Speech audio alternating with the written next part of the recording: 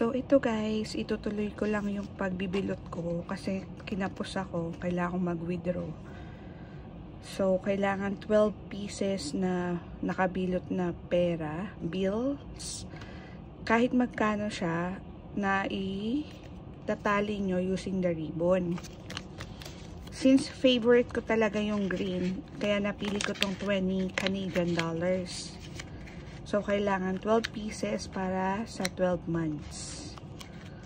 And then, pumunta kami ng Dollarama pero hindi kami makakita ng red ribbon. Naisip ko na umikot dun sa candy section. Kasi nga, naghahanap din kami nung gold coin na chocolate. Nagkataon na yung mga candy canes na binibenta nung Christmas na nakabalot, na nakatali dito mismo. So, perfect siya kasi naka-ribbon na siya and meron pa siyang gold na parang panali. So, ready to use na siya. And 99 cents lang yung candy canes. Kasi tapos na nga yung Christmas. Binagsak presyo. Sabi ko, ay, saktong-sakto. Kala ko hindi ako makakabili ng red ribbon. Importante ito kasi pampaswerte. Ibabalot daw natin sa red ribbon. So,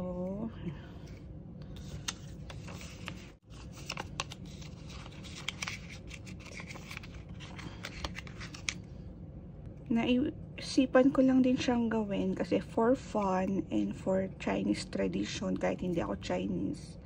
Wala namang masama kung gagawin mo to, yung tradition na to ng mga Chinese. And ang importante is, sabi nga, kumikilos tayo para ma-achieve yung mga goals and dreams natin for this year. At syempre, kailangan natin ipag-pray ang mga desires ng heart natin na matupad sana. So, habang binibilot ko tong mga papel, mga perang papel na to, is nag-i-steam ako ng tikoy. Lucky food naman yun. Bukod sa chicken, sa mga seafoods, syempre hindi mawawala yung tikoy para mas maging harmonious ang inyong relationship sa family or kung saan man kayo nakatira. So, habang minimix ko yung butter ng tikoy, syempre nagpe-pray tayo at iniisip natin yung relatives natin na magkaroon din sila ng mabuting relationship sa kanilang mga bahay-bahay. And kami rin syempre, lalo na ni CK, pinagpe-pray ko rin yan. Na sana lagi kaming okay, hindi kami nagtatalo palagi. And nagbabangayan, alam niyo yun guys. Yan. On to the last. Ang isusunod natin is yung ilalagay natin sa angpaw. Good thing is meron akong nakareserba na angpaw envelope here. Last 2 years ko pa siya binili. And ngayon ko lang siya magagamit. Madali lang naman kasi siyang i-prepare. Hindi mo naman kailangan ng maraming gamit. For fun lang din. Kung wala kayong magawa. And syempre habang ginagawa nyo to, iniisip nyo din yung mga wishes nyo, yung mga prayers especially. And kasamahan nyo ng dasal palagi. Habang ginagawa nyo itong mga gantong pampaswerte. So, next natin guys is yung angpaw. Meron akong 3 angpaw dito. Bagong-bago yan. At ang amount na, kahit magkano naman daw ang pwedeng ilagay. Actually, ang una kong plan is tatlong $50 or kasi yung $50 Canadian is yung kulay pula siya. So, Lucky Charm yung pula. But then, napanood ko lang din sa YouTube na yung number na 168 is lucky sa mga Chinese. Eksakto to, 168. So, hahatiin ko siya sa 3 envelope. So, yung first envelope, lalagyan ko to ng $100. 2, 4, 6, 8, 10. Yan. Tapos, pwede nyo daw gamitin to or much better, ibalik nyo, pasok nyo sa isang investment or pwede nyo ilagay sa bangko. So, ako, withdraw ko to, ibabalik ko lang din to after ng Chinese New Year. 160, 246. Tapos yung $8 na barya is sa pangatlong envelope. 2, 3, 4, 5, 6, 7, 8. This is for continuous prosperity and good wealth. All the way. Good wealth all the way. Okay. So, ready na to. Tuloy natin. Meron akong cotton. Nilagay ko sa gitna. And bumili ko ng porcelain na bowl. Lalagyan natin siya ng bigas. Gawin na natin 8 cups para pataas ang number. Sana wag matapon. Ilalagay natin din yung 12 pieces na raw eggs. Ipapalibot lang daw natin siya dito sa ating bowl. At first, I really doubt kung kakasya pa siya dyan. Pero sana kumasya siya. Hindi siya kumasya, guys. Meron siyang space dito. Kasi extra large tong mga egg na to eh. Siguro kung small lang yung egg, kasya na to. Pero sige, ganyan na lang. Kailangan natin ng dahon ng laurel or yung bay leaf. So, 12 pieces ng bay leaves.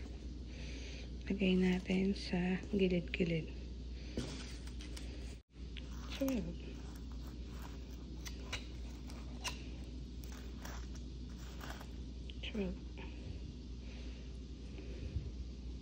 Guys, yung ginawa kong tikoy at ito yung ini-steam ko na tikoy ngayon.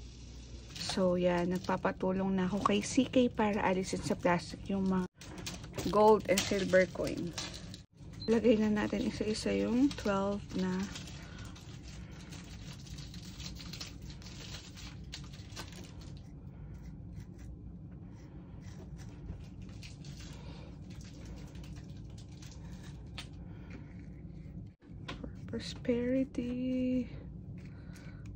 prosperity and wealth. 7 plus 5 is 12, right? Yeah. Okay, wait.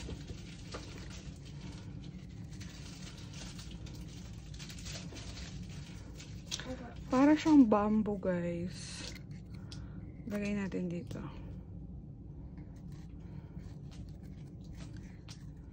Tapos, lagay na din natin, guys, yung 168.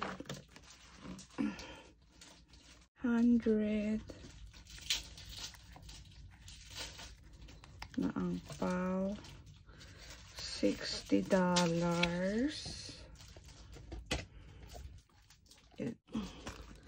$60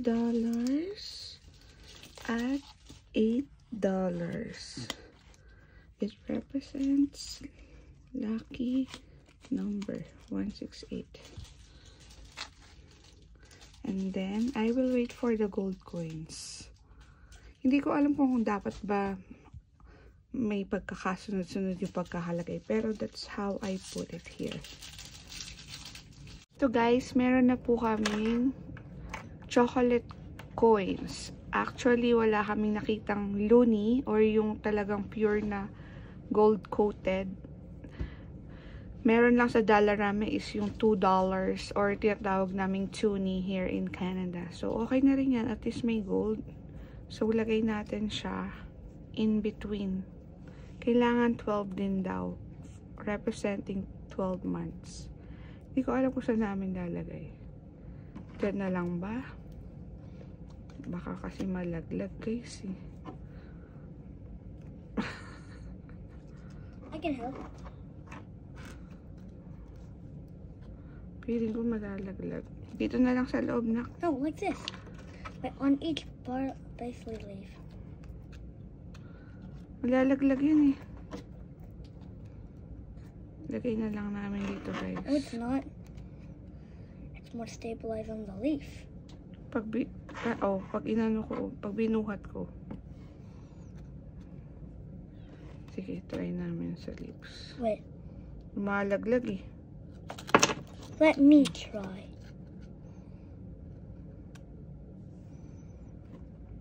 Oh, hindi siya stable. It has to be stable. So, lagay na, di ba? Ang liit kasi ng bowl namin. Yan. Yan, yan. Dito. How about we put one rice grain inside these?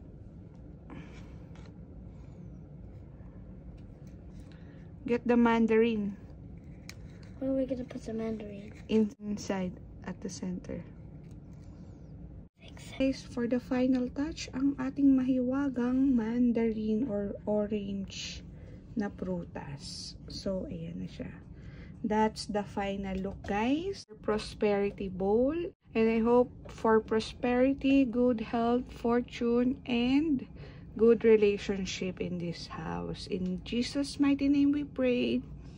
Amen. So, we are going to put it at the southeast part. We use the compass from my phone.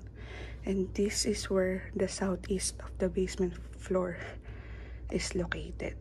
So, dyan natin siya ilalagay, guys. Taran! Tapos na.